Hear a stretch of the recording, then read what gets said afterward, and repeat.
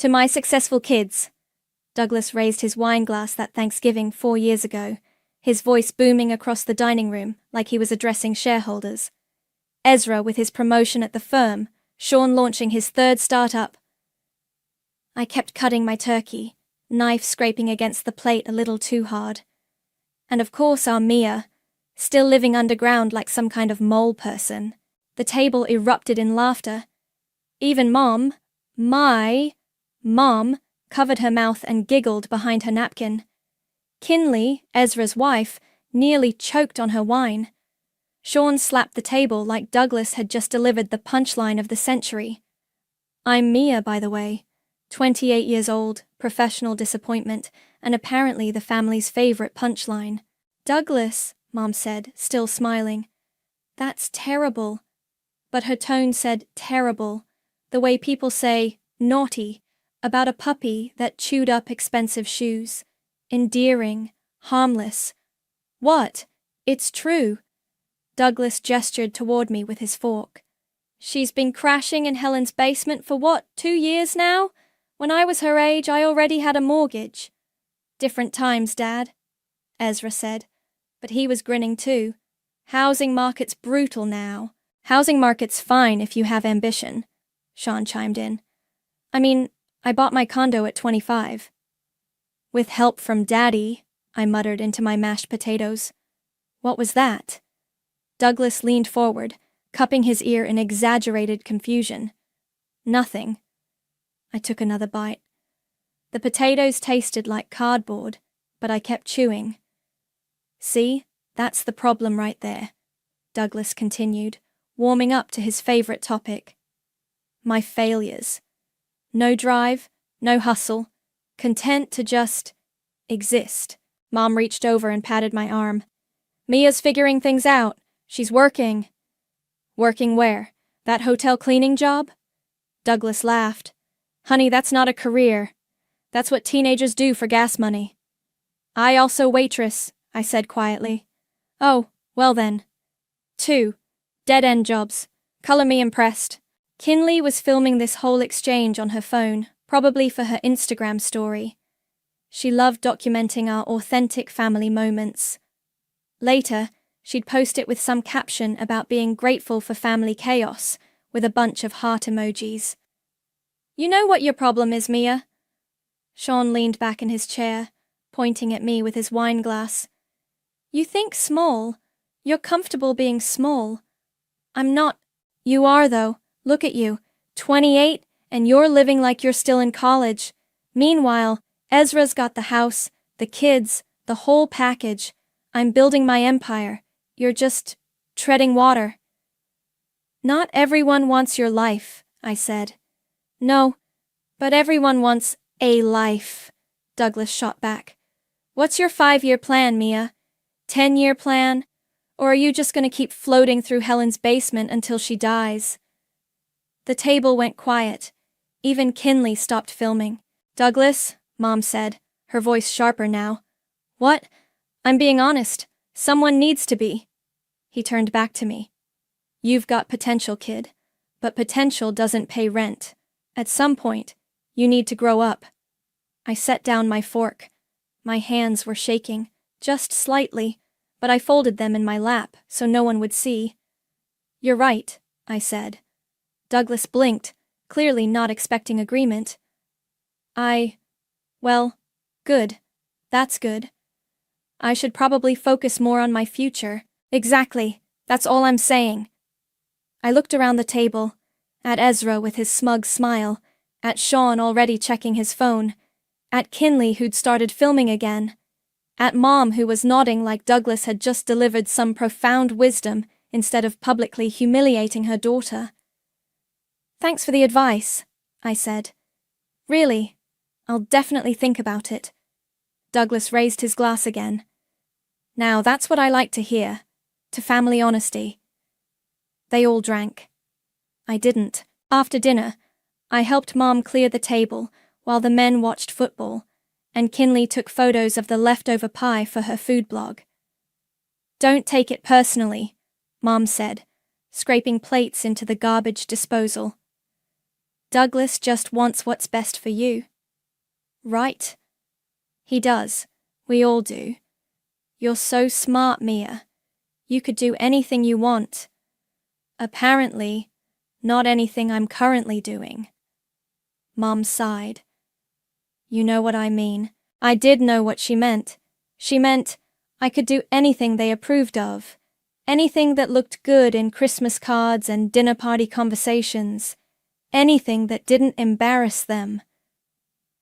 I drove home to Aunt Helen's basement that night in my beat-up Honda, Douglas's words echoing in my head. Living underground like some kind of mole person. The laughter that followed. The way Mum smiled when she should have defended me. But here's what they didn't know about their little mole person. Moles are excellent diggers, and I'd been digging for years. While Sean posted about his hustle and Ezra bragged about his promotion, I'd been stacking every dollar. Every tip from the hotel, every cash payment from cleaning houses, every penny I could scrape together went into a savings account they didn't know existed. $27,000. Not bad for someone with no ambition. I was scrolling through real estate listings on my phone, like I did every night when I saw it. The photo made my breath catch. Lake house, foreclosure, asking price, $89,000. I knew that house. I knew that dock, that wraparound porch, those tall windows facing the water. Mom had dragged us there when I was 15, back when it was just a dream she'd whisper about to anyone who'd listen. Someday, she used to say, staring at the listing photos. Someday we'll have a place like this. I screenshot the listing and stared at it until my eyes burned. Wasn't this? I whispered to my empty basement room. Mom's dream house? You're insane, Lexi said, wiping down the counter at the diner. It was 2 a.m., and we were the only ones left after the late shift. Absolutely certifiable. I showed her the listing again on my phone. Look at the price, though. It's been on the market for 8 months. Because it's a foreclosure in the middle of nowhere that probably needs a new roof, new plumbing, and an exorcism. She grabbed my phone and scrolled through the photos. Mia, this place looks like where serial killers take their victims. It just needs some love. It needs a bulldozer. She handed the phone back. Besides, you said you have 27 grand. This thing costs 89. Unless you've been holding out on me about your secret trust fund. I've been thinking about that. Lexi stopped wiping and stared at me. Oh no, I know that look. That's your I'm about to do something stupid look. It's not stupid. It's strategic. Those are the same thing when you say them. I pulled up my banking app and showed her the screen. Look, I've been saving for 4 years. Never missed a payment on anything. Perfect credit score. I could get a loan for the rest. From who? The bank of wishful thinking? From a real bank, Lexi. People buy houses every day. She sat down across from me in the booth, her expression shifting from sarcastic to concerned. Honey, why this house? There are cheaper places, nicer places, places that don't look haunted. I stared at the photo on my phone, the wraparound porch, the dock extending into the lake, the big windows that would let in morning light. Remember when I told you about that Thanksgiving dinner? When Douglas called me a mole person? Yeah, and I said you should have thrown your wine in his face. This was Mum's dream house. She used to drive by it when I was a kid, before she married Douglas. She'd park across the street and just stare at it. I swiped to another photo. She had this whole fantasy about hosting family dinners on that porch, teaching grandkids to fish off that dock. So you want to buy your mom's dream house to... What? Give it to her? Hell no. I laughed, but it came out bitter. I want to buy it for me, and then I want to invite them all over for dinner. Lexi's eyes widened. Oh, you evil genius. Is it evil if it's just success? When success involves psychological warfare against your family? Yeah, it's pretty evil. She grinned. I'm so proud of you. The next morning, I drove to the hotel for my cleaning shift. I was scrubbing toilets on the 3rd floor when someone knocked on the bathroom door. Housekeeping's in here, I called out. Mia? Mia Woods? I opened the door to find a tall black man in an expensive suit, probably mid-60s, with kind eyes and graying temples. He looked familiar, but I couldn't place him. I'm sorry, Dewey. Douglas Carter, he said, extending his hand. I was your father's best friend. My heart stopped. Mr. Carter, you probably don't remember me. You were pretty young when your dad passed. He looked me up and down, taking in my uniform, my rubber gloves, the cleaning cart behind me. What are you doing here? Working. I pulled off the gloves, suddenly embarrassed. I clean rooms here part-time. His face fell. Honey, what happened? Your father left money for your education. Your mother was supposed to... She used it for the wedding, I said quickly. Her wedding to Douglas. My stepfather. Mr. Carter's jaw tightened. I see. It's fine. Really. I'm doing okay. You're cleaning hotel bathrooms at 28 years old. That's not okay. He pulled out his wallet and handed me a business card. I'm a financial advisor now. Have been for 20 years. Can we talk? Not here, somewhere private. We met at a coffee shop that afternoon. Mr. Carter, he insisted I call him Douglas, which felt weird, ordered us both coffee, and sat across from me with the intensity of someone about to deliver bad news. Your father was my business partner, he said. Did you know that? I shook my head. We started an investment firm together right out of college. When he died, I bought out his share and gave the money to your mother for you. $50,000. My coffee cup froze halfway to my lips. 50,000? For college? For your future? She promised me she'd set up a trust fund. His voice was getting quieter, more controlled. You're telling me she spent it on a wedding? I mean, it was a really nice wedding. Douglas stared at me for a long moment. Then he started laughing. Not happy laughter, but the kind that comes when you're too angry to scream. That woman, he muttered. That goddamn woman. It's fine, I said again. I've been saving on my own. I actually have a pretty good amount put away. How much? 27,000. His eyebrows shot up. You saved $27,000 working part-time jobs? 2 jobs. Sometimes 3. Jesus. He leaned back in his chair. Your father would be so proud. Something in my chest cracked open. Really? Really? He was the most disciplined person I ever knew. Saved every penny, invested smart, never lived beyond his means. Douglas leaned forward. What are you saving for? I pulled out my phone and showed him the lake house listing. This.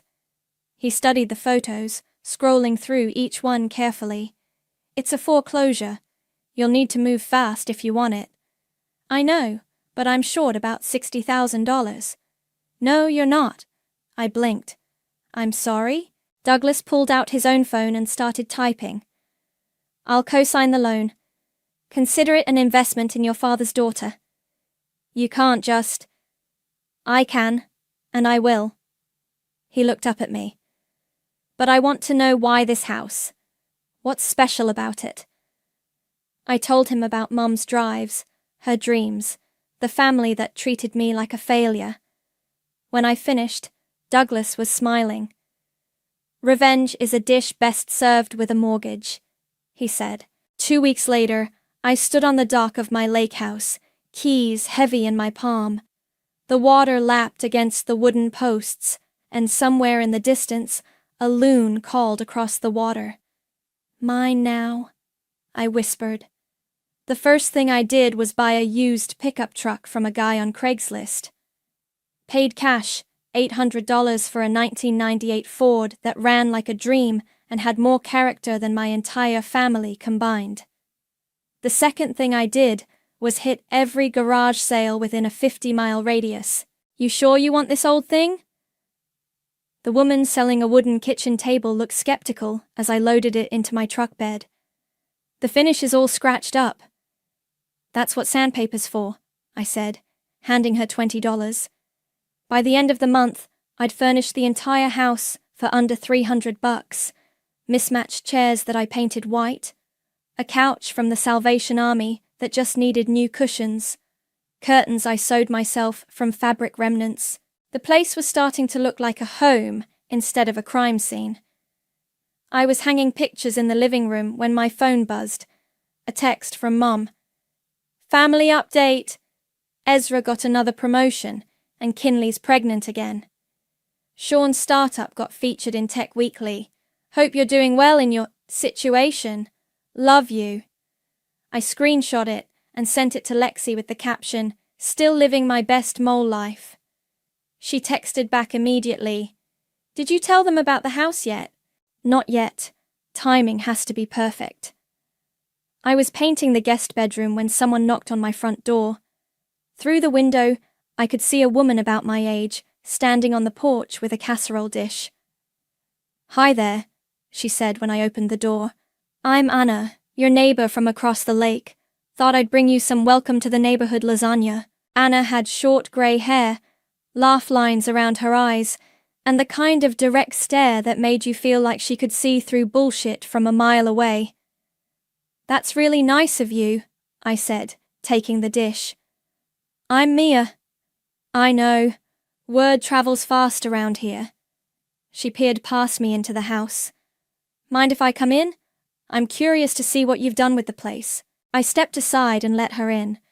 She walked through the living room, nodding approvingly at my garage sale furniture and DIY decorating. Not bad, she said. The last owners had it all done up in that fake fancy stuff. Looked like a furniture store threw up in here. You knew them? The Hendersons? Sure, nice enough people, but they bought this place thinking it would make them happy. Spent every penny they had trying to turn it into something from a magazine. Anna ran her hand along my refinished kitchen table. Happiness doesn't come from granite countertops, though. What does it come from? Knowing who you are and being okay with it.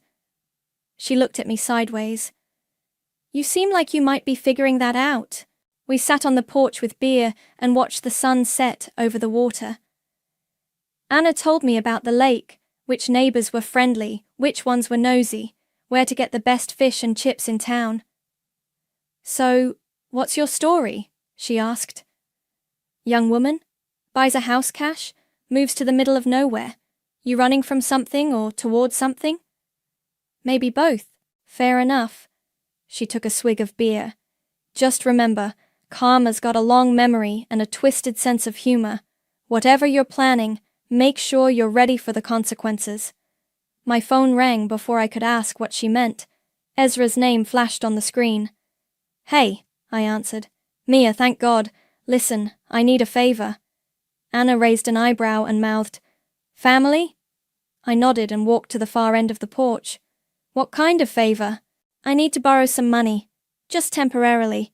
There's this business opportunity. How much? 5,000, maybe 10.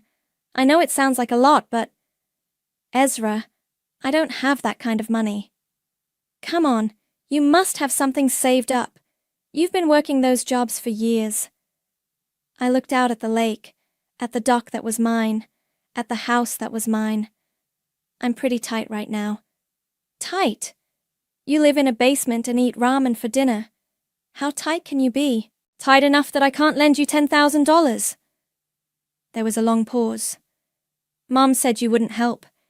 She said, Don't bother asking Mia for money. We don't ask favors from basements. The words hit like a slap. She said that? Look, I didn't want to tell you, but yeah. She thinks you're, I don't know, beneath us or whatever. But I told her you're family. And family helps family. Right. Family helps family. So you'll do it? I watched Anna finish her beer and set the empty bottle on the porch railing. She was pretending not to listen, but I could tell she was taking in every word. I can't, Ezra. I'm sorry. Are you serious right now? I'm your brother. Stepbrother. Jesus, Mia. Fine. Be selfish, but don't come crying to us when you need help. He hung up. I stared at the phone for a moment, then walked back to where Anna was sitting. Trouble in paradise? She asked. Something like that. Let me guess. They need money, but they've spent years treating you like you don't have any. I sat down hard in my chair. How did you— Honey, I've been watching family drama play out on this lake for 30 years. Rich families, poor families, broken families, fake families. The story's always the same. Anna stood up and grabbed her empty beer bottle. People who treat you like garbage when they don't need you will treat you like garbage when they do need you. The only difference is they'll add guilt on top. So, what do I do? Whatever feels right to you. But remember what I said about karma.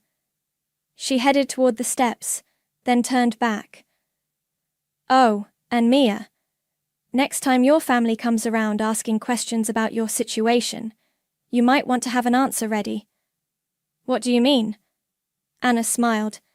Word travels fast around here. And spring's coming. People like to take drives by the lake when the weather gets nice. After she left, I sat on the porch until it was fully dark. My phone buzzed with another text from Mum. Heard you couldn't help Ezra with his business thing. That's okay, sweetie. We know you're doing your best with what you have. I typed and deleted about 10 different responses before settling on. Hey, I found a spot I'd love to show you. Sunday. Sound good? She responded immediately. Of course. We'd love to see your new place. Is it near Helen's? Something like that, I typed back. I'll send you the address. I looked out at the water, at the moon reflecting off the surface like scattered diamonds. In a few days, they'd drive up that gravel road, expecting to visit their disappointing daughter in whatever sad little apartment she'd managed to scrape together. Instead, they'd find me standing on the porch of Mom's dream house, keys in my hand, mortgage in my name. Sunday? I said to the empty lake. Sunday sounds perfect. I was making coffee Sunday morning when my phone started buzzing with texts from Kinley.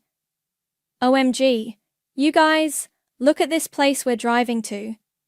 She'd posted a video to her Instagram story, the view from their car window as they drove past the lake.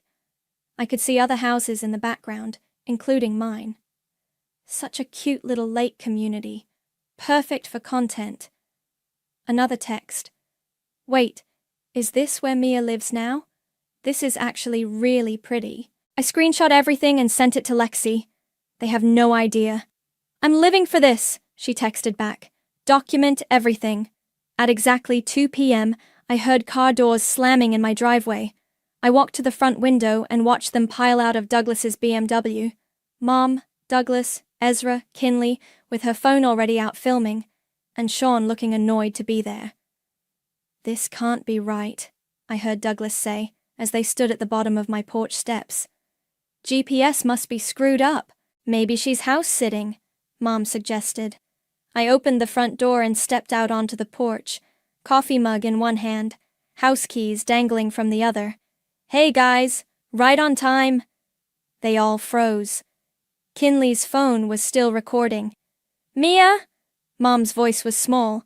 Whose house is this? Mine, I said, taking a sip of coffee. Come on up, I'll give you the tour. Yours? Douglas laughed, but it sounded forced. What do you mean, yours? I mean, I bought it. Mortgage, deed, property taxes, the whole thing. I gestured toward the front door. Want to see inside? They climbed the porch steps like they were walking to their execution. Sean kept looking around like he was trying to solve a puzzle. How? He asked. How did you afford this? Saved up. I opened the front door and ushered them inside. $27,000 down payment, got a loan for the rest. $27,000? Mom's voice cracked. You had $27,000. Have. I still have money left over for furniture and stuff. I led them into the living room. What do you think of the place? Kinley was filming everything, panning across my garage sale furniture and DIY decorations. "This is so cute, Mia. Very rustic chic." "Thanks. I did most of it myself." Douglas was standing in the middle of the room, turning in slow circles. "This is the Henderson place." "Was. Now it's the Mia place. But this house." Mom sat down heavily on my Salvation Army couch. "This house was your dream house," I finished. "Yeah, I remember. You used to drive by it when I was a kid." "You bought Mom's dream house?" Ezra's voice was getting louder. "Are you kidding me right now?" "I bought a house I could afford that I liked," I said calmly. "The fact that Mom used to fantasize about it is just a coincidence." "Bullshit," Sean said. "This is some kind of revenge thing, isn't it?" "Revenge for what?" "For us being successful while you—" He gestured around the room. "While you were doing whatever this is." "This is called home ownership, Sean. You should try it sometime." "I have a condo." "That Daddy helped you buy." Douglas stepped between us. "Okay, everyone calm down. Mia, this is great. Really, I'm proud of you for getting your life together." "Thanks. That means a lot coming from you." Mom was still staring around the room like she was seeing a ghost. "How long have you been planning this?" "Planning what?" "Buying a house?" "About 6 months." "Planning to hurt us," she said quietly. The room went dead silent. Even Kinley stopped filming. "Hurt you?" I set my coffee mug down on the kitchen counter. "How does me buying a house hurt you?" "You know how." "No, I really don't. Explain it to me." Mom's eyes filled with tears. "This was supposed to be our house. Our family house. I used to dream about hosting Christmas here, having the grandkids learn to swim off that dock. So buy it," I said. "Oh wait, you can't. Because it was foreclosed and I got here first." "With what money?"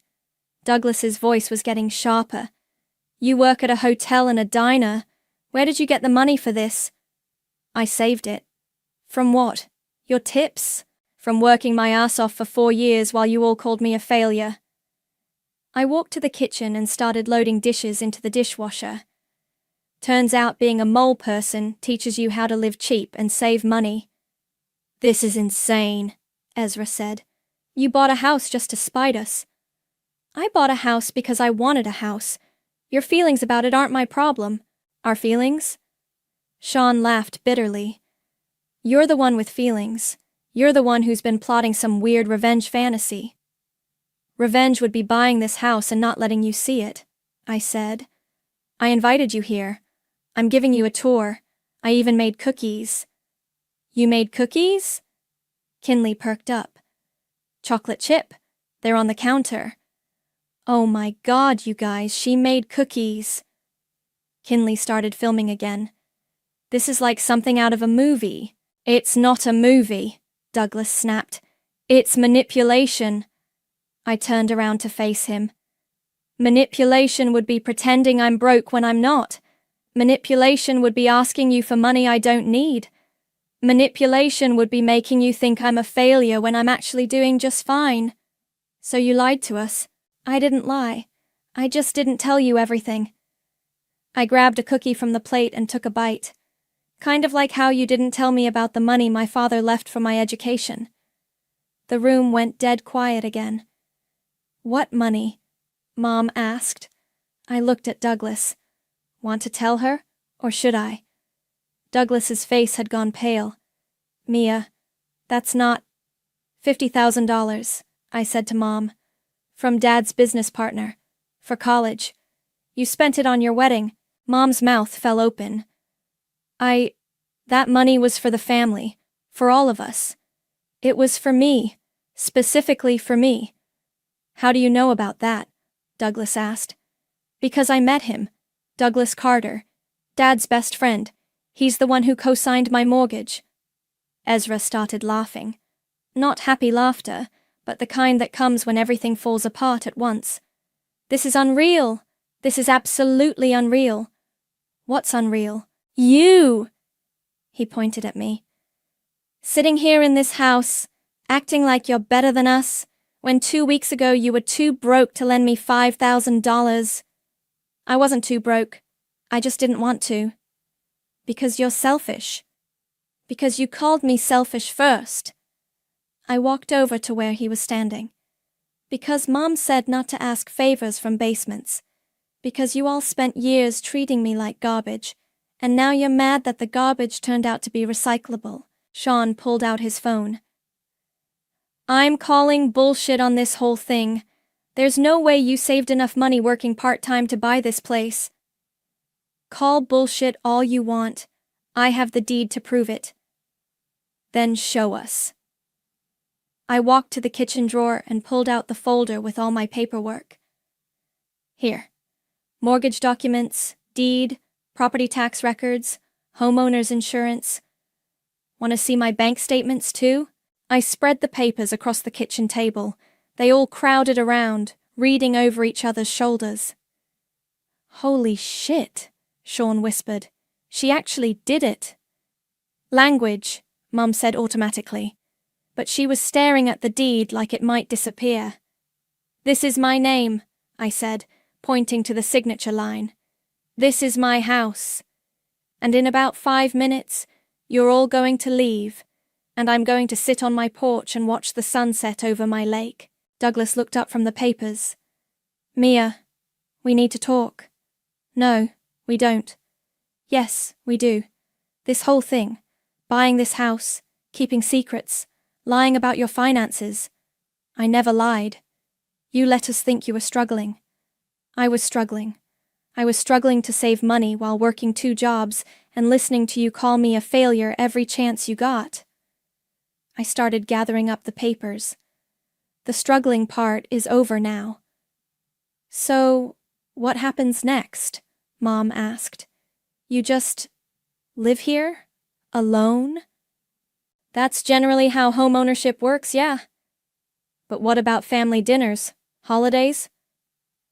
I looked around at all of them, at Douglas with his red face and clenched fists, at Sean still staring at his phone like Google might explain how his loser stepsister had outsmarted him, at Ezra, who looked like he was about to cry, at Kinley, who was filming everything, at Mom, who was looking at me like she'd never seen me before. What about them? They left without saying goodbye. I watched from my kitchen window as they stood in the driveway having what looked like a heated argument. Douglas kept gesturing toward the house. Mom was crying. Sean was pacing back and forth like a caged animal. Finally, they got in the car and drove away, leaving tire marks in my gravel. I was washing the coffee mugs when my phone started buzzing. Text after text. Sean, this is fucked up, and you know it. Ezra, we need to talk. Call me. Mom, I don't understand why you're doing this to us. Kinley, OMG, your house is gorgeous. Can I do a photo shoot there? I turned my phone face down and went out to the porch. Anna was sitting on her dock across the lake, fishing rod in hand. She waved when she saw me. How'd it go? She called out. About as well as you'd expect, I called back. She reeled in her line and walked around the lake to my dock. They didn't take it well? That's putting it mildly. Good. If they'd taken it well, it would have meant they didn't understand what just happened. Anna sat down on my porch steps. You want to talk about it? Not really. Fair enough. But let me tell you something. The next few weeks are going to be rough. They're going to try everything. Guilt, anger, bargaining, more guilt. You ready for that? Before I could answer, my phone rang. Mom's name on the screen. Don't answer it, Anna said. I should probably... Nope. Let it go to voicemail. Trust me. The phone stopped ringing, then immediately started again. Same name. She's persistent, Anna observed. She's panicking. Good. Panic makes people show their true colors. The phone rang a 3rd time. This time I answered. Hi, Mom? Mia, thank God. We need to talk. We just talked. At my house. Remember? Not like that. Just you and me. Can I come back? I looked at Anna, who was shaking her head vigorously. I don't think that's a good idea right now. Please. I'm sitting in the parking lot of that gas station down the road. I sent Douglas and the boys home, but I can't leave things like this. Like what? Like you hating us. I don't hate you, Mom. Then why does it feel like you do? I was quiet for a long moment. Anna was watching me with those sharp eyes of hers. Okay, I said finally. You can come back, but just you. Thank you. I'll be there in 5 minutes. I hung up and looked at Anna. Was that a mistake? Probably, but sometimes you have to make mistakes to get to the truth. Mom's car pulled into my driveway exactly 5 minutes later. She got out slowly, like she was approaching a wild animal that might bolt. I'll leave you two alone, Anna said, standing up. But Mia, remember what I said about people showing their true colors? Mom climbed the porch steps and sat down in the chair Anna had vacated. She looked smaller somehow, older. This is really your house, she said. Yes. And you really saved all that money yourself? Yes. Without telling us. I didn't think you'd be interested. Mom was quiet for a while, staring out at the lake. You're right, she said finally. About what? We wouldn't have been interested. We would have found some way to make it about us, or to tell you why it was a bad idea, or to make you feel guilty for having something we didn't. I didn't say anything. I used to drive by this house when you were little, she continued. After your father died, before I met Douglas, I'd park across the street and imagine what it would be like to live here, to have family dinners on this porch, to watch grandkids play in that yard. I remember. I never thought I'd actually see the inside of it, and now here you are, living in it. She looked at me. How does it feel? Like home? Good. That's good. Mom wiped her eyes. I owe you an apology. For what? For everything. For spending your college money. For letting Douglas talk to you the way he does. For not defending you when I should have. She took a shaky breath. For being a terrible mother. You're not a terrible mother. I am, though. A good mother would have been proud of you for saving $27,000. A good mother would have bragged about her daughter buying a house. Instead, I felt threatened. Threatened by what? By you being successful without us. By you not needing us. She laughed, but it sounded more like crying. Do you know what Douglas said in the car? I can imagine. He said you bought this house to humiliate us, to show us up, and I realized he was right, but not in the way he meant. What do you mean? You didn't buy this house to hurt us.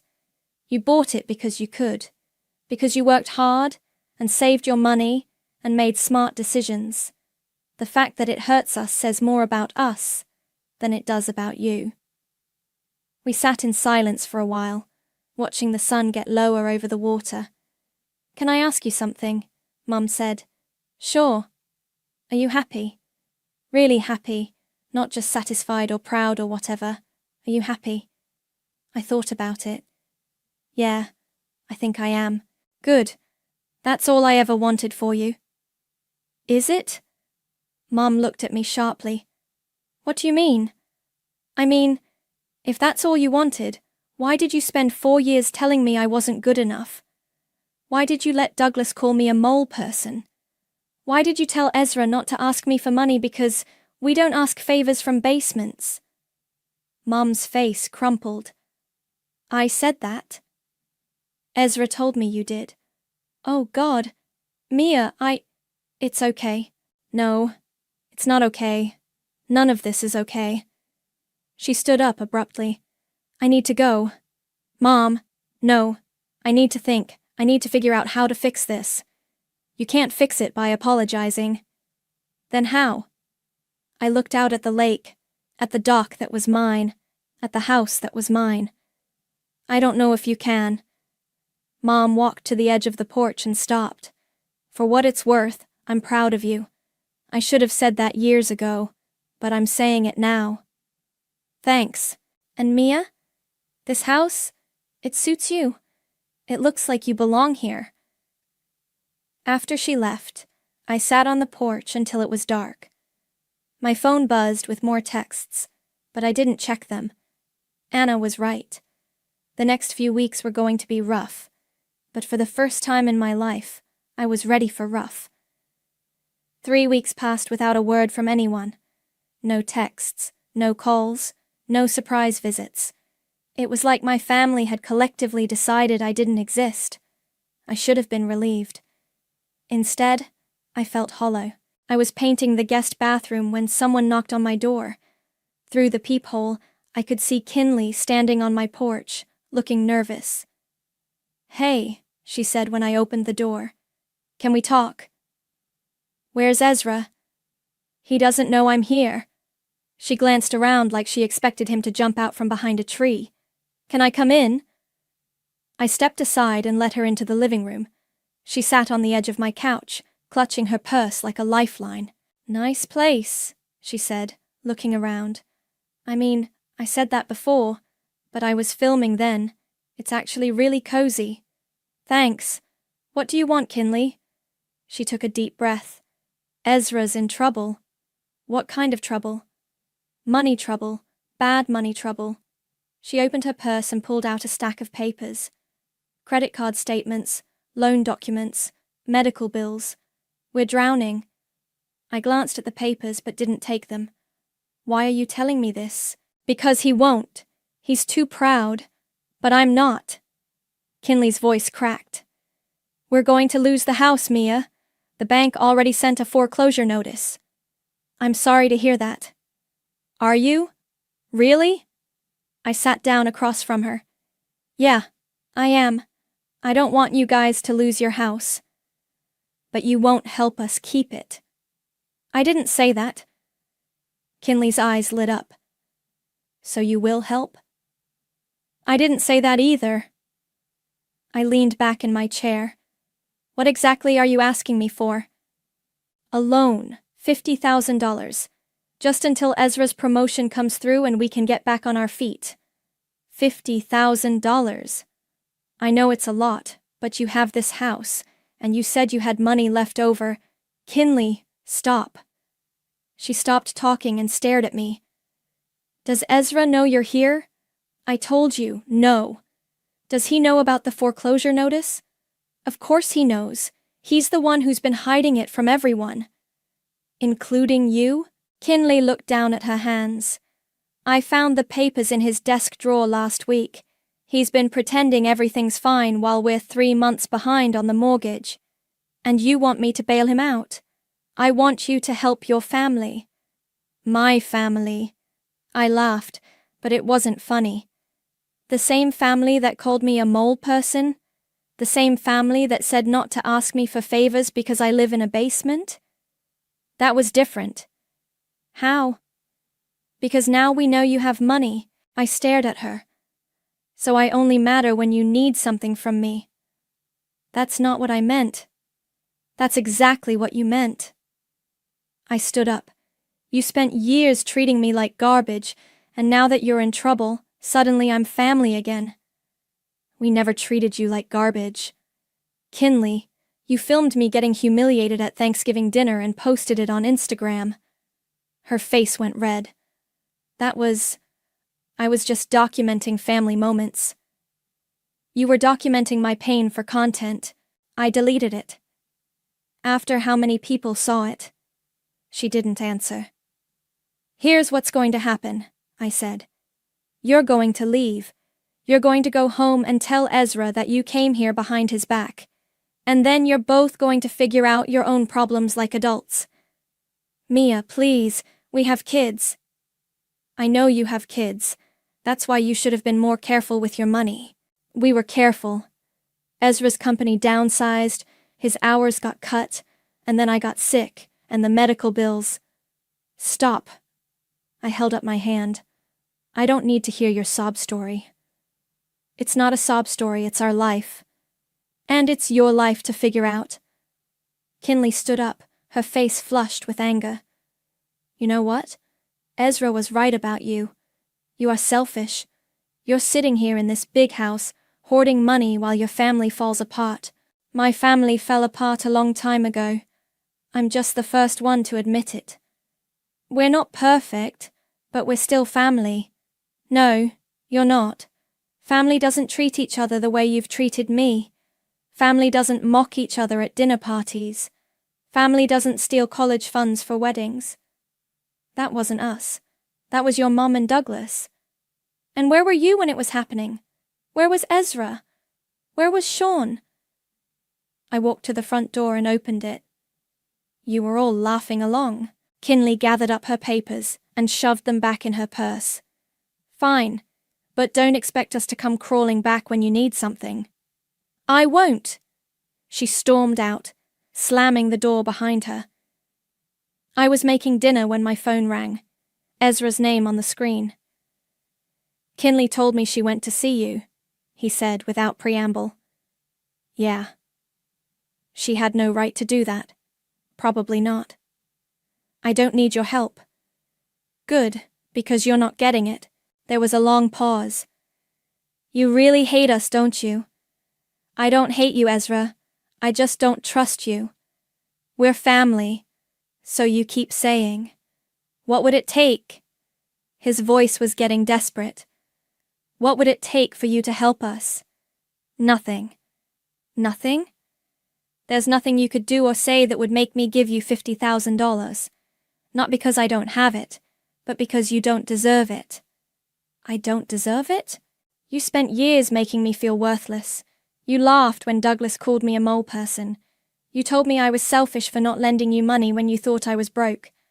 Now you want me to save your house? I laughed. The audacity is actually impressive. Mia, I'm sorry. We're all sorry. We treated you badly, and we know that now. You're sorry because you need something. If you weren't in financial trouble, you'd still be treating me the same way. That's not true, isn't it? When's the last time any of you called me just to see how I was doing? When's the last time you invited me to something that wasn't a family obligation? Ezra was quiet. That's what I thought. So what happens now? He asked. We lose our house, and you get to feel superior? What happens now is you figure out your own problems. Sell the house, downsize, get a second job, ask Douglas for help. Do whatever you need to do, but leave me out of it. Douglas already said no. Then ask Sean. Sean's broke too. His startup failed 6 months ago. I almost laughed. So the golden boys aren't so golden after all. We're all struggling, Mia. All of us except you. Yeah, well, turns out being a mole person teaches you how to survive. I hung up and turned off my phone. Outside, the sun was setting over the lake, painting the water gold and pink. I poured myself a glass of wine and sat on my porch, watching the light fade. Anna was right. Karma had a long memory and a twisted sense of humor. But she was also right about something else. When people fall, sometimes they try to take you with them. I was going to have to be ready for that. I found out about Mum's barbecue from Anna, who heard about it from her friend who worked at the grocery store where Mum bought supplies for 20 people. She's having it at the community center by the lake, Anna said, sitting on my dock with her morning coffee. Apparently told everyone it was a family healing gathering or some nonsense. Everyone except me. That's the point, honey. She's trying to show the family that life goes on without you, that they don't need you. I was pulling weeds from my flower bed when I saw the cars start arriving at the community center across the lake. Douglas's BMW, Sean's Tesla, a bunch of cars I didn't recognize. Extended family, probably. Cousins and aunts who barely knew me, but would definitely have opinions about my situation. Around noon, Ezra's beat-up Honda pulled into my driveway. He got out slowly, like he was walking to his own execution. He looked terrible, unshaven, wrinkled clothes, dark circles under his eyes. Nice party across the lake, I said, not looking up from my weeds. I didn't want to go. But you did anyway. Kinley made me, said we needed to show family solidarity. He laughed bitterly. Solidarity, like we're at war or something. Aren't we? I don't know. Are we? He sat down on my porch steps without being invited. Can we talk? We are talking. I mean, really talk, not this passive-aggressive bullshit. I stood up and brushed dirt off my knees. What do you want, Ezra? I want to understand why you hate us so much. I don't hate you. Then why won't you help us? Because you never helped me. That's not true. Name one time. One time any of you helped me when I needed it. Ezra opened his mouth, then closed it. I'll wait. We invited you to family stuff. Invited me to be your punching bag, you mean? It wasn't like that. It was exactly like that. I sat down on the porch railing, facing him. Do you remember my 25th birthday? Vaguely. I was working double shifts to save up for a car. Mine had broken down and I was taking 3 buses to get to work every day. I asked if I could borrow Douglas's truck for one weekend to look at used cars. Ezra's face was getting red.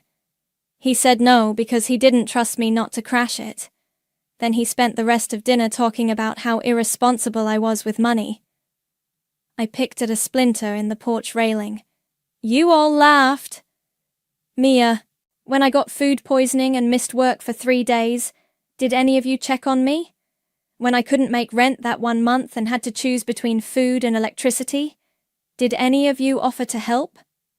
We didn't know. You didn't want to know. It was easier to pretend I was just lazy instead of struggling. Ezra put his head in his hands. You're right. I know I'm right. So this is payback. This is me taking care of myself, something I learned to do because none of you would. But we're family. I laughed, and it came out harsh. Family. You keep saying that word like it means something. Like it's supposed to make me forget 4 years of being treated like garbage. We treated you like garbage because we thought you were garbage, Ezra said quietly. I stared at him. Excuse me? I'm being honest. You wanted honesty, right? He looked up at me with red-rimmed eyes. We thought you were a loser. We thought you were lazy and unmotivated and content to just drift through life. We thought we were better than you. And now? Now I'm about to lose my house while you're sitting pretty in Mom's dream home. Now Sean's startup failed and he's moving back in with Douglas. Now I'm begging my stepsister for money because I'm too proud to admit to my wife that I'm a failure. So you only respect me now because I have money. No, I respect you now because you were smart enough to save money while we were all spending it trying to look successful. Ezra stood up and walked to the edge of the porch. Do you know what my mortgage payment is? I don't want to know. $4,000 a month. For a house I can't afford, in a neighborhood where I don't fit in, to impress people who don't give a shit about me. He turned back to me. You know what your mortgage payment is? Ezra. $800. $800 for a house on a lake that's worth twice what you paid for it. He started laughing, but it sounded more like crying. You were never the failure. We were. We just couldn't see it because we were too busy looking down on you. Is this supposed to make me feel sorry for you? No. It's supposed to make you understand that I know I don't deserve your help. None of us do. He walked down the porch steps toward his car. But I'm asking anyway, because I'm desperate and you're the only one who can save us. Save you from what? From the consequences of your own choices. From losing everything. You already lost everything. You just haven't admitted it yet. Ezra stopped walking and turned around. What's that supposed to mean? It means you lost your integrity when you spent money you didn't have. You lost your family when you chose keeping up appearances over being honest. You lost your self-respect when you came here begging. I stood up and walked to the porch railing. The house is just the last thing to go. You're enjoying this. No, I'm not. Yes, you are. You're enjoying watching us fall apart. I'm not enjoying it, but I'm not stopping it either. Because you're selfish. Because you made me selfish. The words came out louder than I intended. You want to know why I won't help you? Because for 4 years, every time I needed help, you told me to figure it out myself. Every time I struggled, you told me it was my own fault. Every time I asked for support, you told me to stop being a victim. Mia, so I did. I figured it out myself. I took responsibility for my own life. I stopped being a victim. I was shouting now, 4 years of rage finally spilling out. And now that I'm successful, now that I have something you want, suddenly I'm supposed to forget all of that and be the bigger person. We're family! No, we're not. Family doesn't treat each other the way you treated me. Family doesn't mock each other at dinner parties. Family doesn't call each other mole people and laugh about it. I walked down the porch steps until I was standing right in front of him. You want to know what family is? Family is Douglas Carter co-signing my mortgage because he believed in me when none of you did. Family is Anna bringing me lasagna and checking on me because she cares. Family is Lexi covering my shifts when I was sick because she actually gives a damn. Those people aren't your real family. They're more family than you ever were. Ezra's face crumpled. So that's it? You're just going to let us lose everything? I'm going to let you face the consequences of your choices, just like you let me face the consequences of mine. Your choices were different. How? Because you were choosing to be poor. We were choosing to be successful. I stared at him. Get off my property. Mia. Get off my property before I call the police. You can't be serious. I'm dead serious. You just told me that I chose to be poor, that your financial irresponsibility is somehow more noble than my financial responsibility because you were trying to be successful. I pointed toward his car. Get out. Fine, but don't come crawling back to us when you realize money can't buy you a family. I already have a family, and none of them are related to me. Ezra got in his car and slammed the door. He rolled down the window as he backed out of my driveway. You know what you are, Mia. You're exactly what Douglas always said you were, a selfish, bitter person who blames everyone else for her problems. And you know what you are, Ezra? You're a failure who's too proud to admit it and too weak to fix it. He drove away, tires spinning on my gravel. I stood in my driveway until the dust settled, my heart pounding, my hands shaking. Across the lake, the barbecue was still going strong. I could hear laughter and music drifting across the water. They were celebrating without me, just like they always had. The difference was, now I didn't care. I walked back to my porch and sat down in my chair.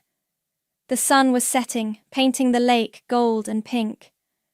For the first time in 4 years, I felt completely, utterly alone. And for the first time in my life, that felt like victory. The letter arrived on a Tuesday morning, 3 weeks after my fight with Ezra. I almost threw it away. The return address just said, Douglas Carter, Financial Services. But something made me open it. Dear Mia, I hope this letter finds you well and settled in your new home. I've been thinking about our conversation at the coffee shop, and there's something I need to tell you that I should have said years ago. When your father died, I wanted to adopt you. I had the papers drawn up, talked to lawyers, even started converting my spare room into a bedroom for a teenage girl. Your mother knew about this. I asked her permission, told her I thought it would be what your father wanted. She said no. She said you needed stability, not another disruption. She said she was planning to remarry and give you a proper family. I respected her decision because I thought she knew what was best for you. I was wrong. I should have fought harder. I should have insisted. I should have been the father your dad wanted me to be. I'm telling you this now, not to hurt your mother, but because you deserve to know that someone saw your worth from the beginning. Your father would be so proud of the woman you've become, not because you bought a house or saved money, but because you survived everything they put you through and came out stronger. You didn't need their approval. You never did. With love and respect. Douglas. P.S. I drove by your house last week. The garden looks beautiful. Your father always said you had his green thumb. I read the letter 3 times, then walked out to my dock and sat with my feet in the water. Heavy reading? I looked up to see Anna walking down my dock, carrying 2 bottles of beer. Letter from my dad's best friend, I said, taking the beer she offered. Good news or bad news? I'm not sure yet. Anna sat down beside me. Want to talk about it? I handed her the letter. She read it silently, then folded it back up and gave it to me. Well, shit, she said. Yeah. How do you feel? Like I want to drive over there and scream at my mother for about 6 hours. But you won't. No, I won't. I took a sip of beer. What's the point? It won't change anything. Might make you feel better.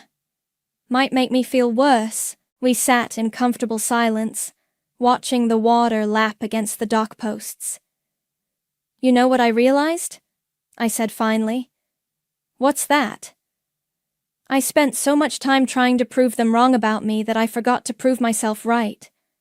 Meaning I bought this house partly to show them up. I saved all that money partly out of spite. I kept secrets partly because I wanted to shock them.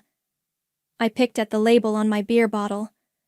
I let them define me, even when I was rebelling against them. And now? Now I don't want them to define me at all. Anna nodded. That's growth, honey. Painful, but necessary. My phone buzzed with a text from Lexi. Emergency at work. Can you cover my shift tonight? I'll owe you big time. I texted back. Of course. See you at 6.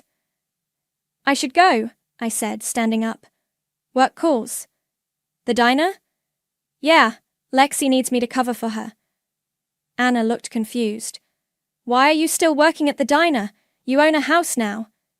Because I like the work. I like the people. And I like having my own money. I shrugged. Besides, what else would I do? Sit here and count my savings? You could travel, go back to school, start a business. Maybe someday. Right now, I'm happy where I am. The diner was busy that night, summer tourists and locals mixing together in the kind of chaos that made good tips. I was refilling coffee when I saw a familiar face at table 12. Mom, sitting alone, staring at a menu like it contained the secrets of the universe. I walked over with the coffee pot. Can I get you something to drink? She looked up, startled. Mia, what are you doing here? Working. What are you doing here? I was driving around, thinking. I saw the lights and thought I'd stop for coffee. Coffee's good here. I poured her a cup without being asked. Food's not bad either. Thanks. She wrapped her hands around the mug like she was trying to warm herself. Can we talk? I'm working. After work? I looked around the diner. It was starting to slow down, and my replacement would be here in an hour.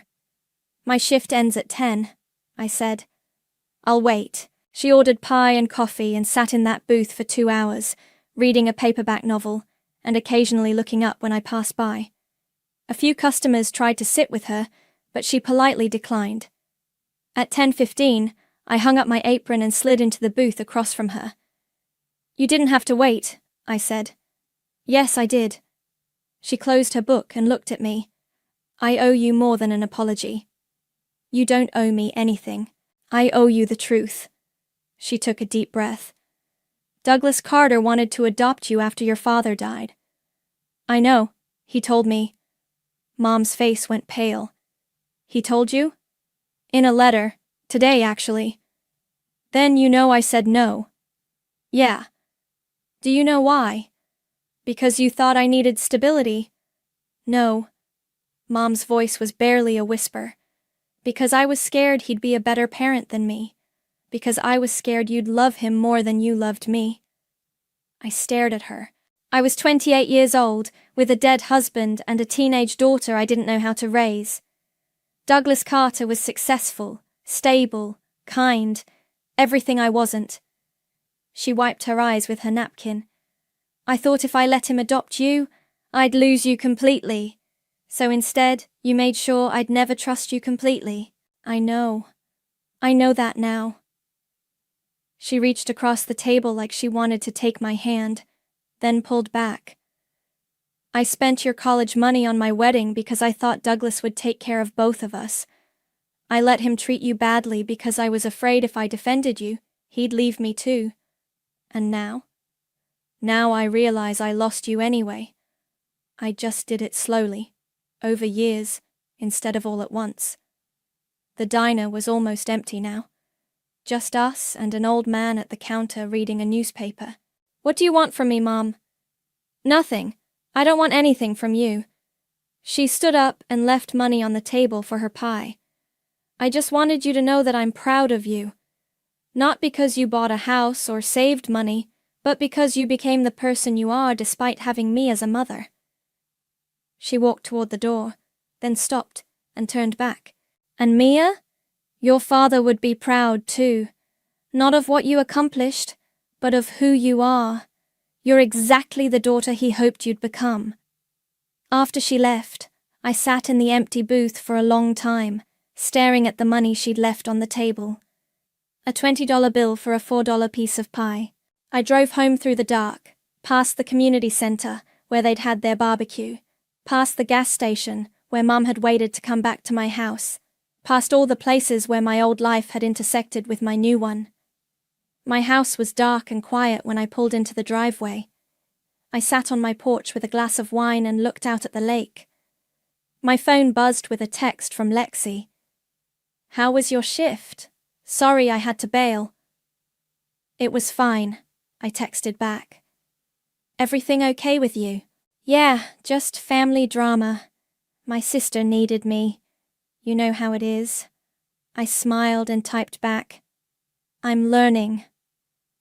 The next morning, I was watering my garden when Anna walked over with her coffee. You look different, she said. Different how? Lighter.